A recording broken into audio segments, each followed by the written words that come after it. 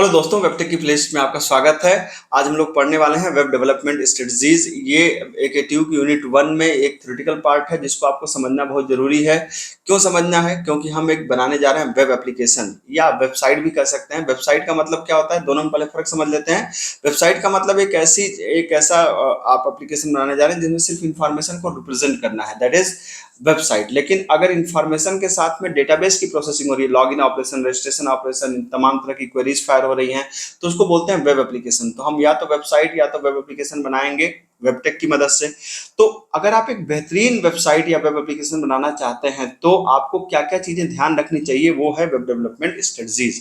तो आइए स्टार्ट करते हैं। कंटेंट पसंद आएगा चैनल को सब्सक्राइब जरूर करिएगा। चलिए, तो सबसे पहला क्या होना चाहिए, रिस्पॉन्सिव डिजाइन। रिस्पॉन्सिव डिजाइन का मतलब कि आप एक ऐसा वेब एप्लीकेशन बनाएं जो अलग अलग डिवाइस के हिसाब से अलग अलग तरीके से खुले। जैसे अगर मान लीजिए कि डेस्कटॉप पे आपने एक डेस्कटॉप ओरिएंटेड आपने एक वेबसाइट बनाई, तो क्या होगा, उसका रेजोल्यूशन ज्यादा रहेगा। जैसे ही उसको आप मोबाइल पे खोलेंगे तो आपको मोबाइल को बार बार स्क्रॉल डाउन और चीजें अगर बड़ी बड़ी नजर आएंगी तो अच्छा नहीं लगेगा। तो सेम वेबसाइट आप देखिएगा कि मोबाइल पे अलग ढंग से खुलेगी और सेम वेबसाइट आप देखेंगे कि डेस्कटॉप पे अलग ढंग से खुलेगी, टैबलेट पे अलग ढंग से खुलेगी। तो ये जो कंसेप्ट है इसको बोलते हैं रिस्पॉन्सिव डिजाइन। तो इसके लिए हम लोग मीडिया क्वेरी वगैरह इस्तेमाल करते हैं, बूटस्ट्रैप जैसे फ्रेमवर्क इस्तेमाल करते हैं। तो आपकी वेबसाइट या वेब एप्लीकेशन रिस्पॉन्सिव हो, ये पहली स्ट्रेटजी आपकी होनी चाहिए। ठीक है। सेकंड नंबर पे क्या आता है, यूजर एक्सपीरियंस। आपने कितनी भी फंक्शनिंग वाली, आपने मान लीजिए कि कोई कार है, बहुत अच्छी कार है, ठीक है, बहुत अच्छी फंक्शनलिटी है, देखने में अच्छी नहीं लग रही है, तो लोग उसको खरीदेंगे क्या? नहीं, बिल्कुल नहीं। उसी तरीके से आपने एक वेब एप्लीकेशन बनाया और वेब एप्लीकेशन बनाने के साथ ही साथ आप उसके साथ में यूजर एक्सपीरियंस, मतलब यूजर एक्सपीरियंस समझ रहे हैं ना आप? कहने का मतलब कोई बंदा जब किसी प्रोडक्ट को इस्तेमाल करे तो इस्तेमाल करके वो खुश हो जाए कि यार क्या है, क्या चीज है, क्या बनाया है। मतलब उसके नेविगेशन बार, उसके जो कंटेंट एक्सेसिबल है, उसकी जो डिजाइन है, उसका जो लोडिंग टाइम है, ये सब इतना बेहतरीन होना चाहिए कि जो बंदा यूज करे उसको लगे यार, क्योंकि अल्टीमेटली जो आप वेब एप्लीकेशन बना रहे हैं वो किसी बिजनेस को रिजेंबल कर रही है, किसी के बिजनेस को ऑटोमेट करने की कोशिश कर रही है। तो बिजनेस किसी का चलेगा तभी तो खुश होगा। कैसे खुश होगा? अगर यूजर उसको इस्तेमाल करेगा, तो यूजर इस्तेमाल करेगा तो इसका मतलब है कि यूजर एक्सपीरियंस अच्छा होना चाहिए। इस पर बहुत ध्यान रखा जाता है। ठीक है। Then performance optimization. मान लीजिए कि आप जनरली क्या होता है कि जो नए बच्चे होते हैं, छोटी छोटी इन्फॉर्मेशन के लिए क्लिक करो यहाँ जाओ, क्लिक करो यहाँ जाओ, ठीक है। या एक इमेज, मान लीजिए छोटी साइज की इमेज है, आपने मतलब मान लीजिए 200 पिक्सल इंटू 300 पिक्सल की इमेज लगानी है और बहुत बड़ी वाली इमेज को आपने इमेज टैग से रिसाइज कर दिया, ये भी ठीक नहीं है। आपने जो कंप्रेस्ड फाइल है उनको आपने काफी बड़ी बड़ी कंप्रेस्ड फाइल की जगह आपने नॉर्मल फाइल को रख दिया, तो क्या होगा कि आपका जो एप्लीकेशन होगा वो लोडिंग टाइम बहुत ज्यादा ले लेगा। जब लोडिंग टाइम बहुत ज्यादा ले लेगा तो कभी भी आप सोचिए कि आपने एक एप्लीकेशन खोला और वो लोड नहीं हो पा रहा है। अगर लोड नहीं हो पाएगा तो क्या होगा, लोग उसको पसंद नहीं करेंगे। जब लोग पसंद नहीं करेंगे तो इस्तेमाल नहीं करेंगे, इस्तेमाल नहीं करेंगे तो बिजनेस डाउन जाएगा, बिजनेस डाउन जाएगा तो आपको काम नहीं मिलेगा। नेचुरल सी बात है। तो इसका मतलब है कि परफॉर्मेंस एक बहुत इंपॉर्टेंट पार्ट है जो आपको ध्यान रखना होता है। इमेजेस को अगर छोटी इमेज लगानी है तो पहले उसको जाकर के रिसाइज करके छोटी करिए तब लगाइए। फाइलों को कंप्रेस फॉर्मेट में लिखिए, ठीक है। एचटीटीपी रिक्वेस्ट बार बार जनरेट मत करिए, मतलब कोशिश करिए कि एक ही पेज पे अगर छोटी इन्फॉर्मेशन है तो एक ही पेज पे अलग अलग तरीके से रिप्रेजेंट हो जाए। ठीक, ये सब ध्यान रखेंगे तो आपका क्या होगा, आपका परफॉर्मेंस ऑप्टिमाइज होगा। परफॉर्मेंस ऑप्टिमाइज होगा तो आपकी वेबसाइट लोड होगी। और एसईओ है, एसईओ की बात अभी आगे और करेंगे हम लोग। इसके साथ साथ सिक्योरिटी बेस्ट प्रैक्टिसेस का क्या मतलब है कि आपकी वेबसाइट अगर कोई भी बंदा हैक कर लेता है, उसकी इन्फॉर्मेशन को बदल देता है, तो क्या ही फायदा है आपके वेबसाइट बनाने का। तो इसका मतलब ये हुआ कि आप जो वेबसाइट या वेब एप्लीकेशन बनाने जा रहे हैं उसमें क्या होना चाहिए, उसमें जो आप एचटीटीपी की जगह एचटीटीपीएस को इस्तेमाल करिए। आप डेटा, मतलब जो डेटा है उसको इंक्रिप्टेड फॉर्म में रखिए, खासतौर से लॉगिन वगैरह की डिटेल है इंक्रिप्टेड फॉर्म में रखिए। उसको रेगुलर अपडेट करते रहिए, उसको चेक करिए, उसको इस तरीके से डिजाइन करिए कि उसमें एसक्यूएल इंजेक्शन अप्लाई ना हो पाए, उसमें जो आपका क्रॉस साइट स्क्रिप्टिंग होती है वो ना लगने पाए, डीडॉस अटैक ना हो पाए। तो इसका कहने का मतलब है कि आपको सारे सिक्योरिटी एस्पेक्ट को भी ध्यान रखना पड़ेगा एक अच्छे वेब एप्लीकेशन को बनाते समय, जिससे कोई आपकी वेबसाइट को हैक ना कर पाए। ठीक है। एसईओ, मान लीजिए आपने वेबसाइट बनाई और कोई आपकी वेबसाइट को गूगल रिकमेंड करेगा। मतलब अब कोई मान लीजिए कि कर्नाटक में बैठा हुआ बंदा, वो क्या जाने कि मैंने क्या बनाया है, तो उसके कैसे होता है, वो जब कुछ ढूंढेगा तो गूगल हमारी साइट को सबसे ऊपर लेके आएगा। तो गूगल हमारी साइट को सबसे ऊपर क्यों लेके आएगा, उसको वो कैसे उसको पता चलेगा कि आपने क्या बनाया है? उसको पता चलेगा कि आपने प्रॉपर कीवर्ड सेट किए हैं कि नहीं सेट किए हैं, आपने मेटा टैग सेट किया है कि नहीं सेट किया है, उसको क्या आपने इस तरीके से डिजाइन किया है कि वो एसईओ में आ सके, क्या उसके लिए आप एसईओ के टूल्स आपने उसमें इस्तेमाल किए हैं।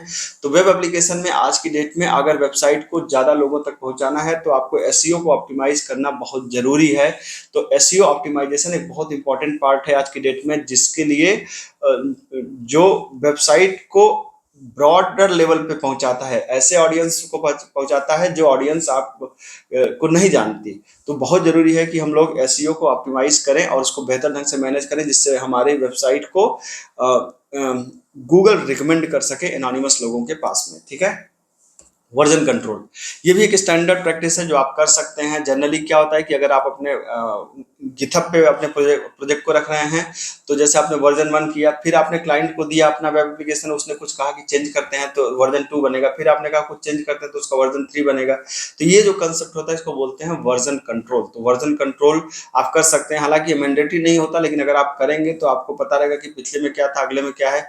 क्योंकि कई बार जब क्लाइंट से पैसे लेने होते हैं तो हमको बताना होता है ना कि भाई हमने ये किया है, तो आपको पता होना चाहिए कि, और साथ साथ कई बार क्या होता है कि हमने कुछ चेंज किया तो हमें पीछे रोल बैक होना है, तो भी हमें पता होता है कि पिछले वाले में ये था, चलो ये वाला चेंज अच्छा नहीं रहा तो इसमें रोल बैक कर जाते हैं। तो ये वर्जन कंट्रोल से पॉसिबल है। ठीक। प्रोग्रेसिव वेब एप्स, इसमें क्या होता है कि जनरली क्या होता है कि वेबसाइट की एक दिक्कत है कि वो इंटरनेट चलता है तो चलती है, इंटरनेट स्लो तो वेबसाइट स्लो, बाकी चीजें। तो आज की डेट में ये कंसेप्ट आ रहा है प्रोग्रेसिव वेब एप्स। ये क्या कंसेप्ट है? ये कहता है कि एक ऐसा वेब एप्लीकेशन बनाइए जो ऑफलाइन भी एक्सेसिबल हो। आपने देखा होगा फेसबुक वगैरह, कई बार क्या होता है कि आप नेट चला जाता है तो भी फेसबुक का बेसिक चीजें चलती है। यूट्यूब पे भी आपने देखा होगा कि नेट चला जाता है तो भी उसकी ऑफलाइन डाउनलोडेड चीजें चलती रहती हैं।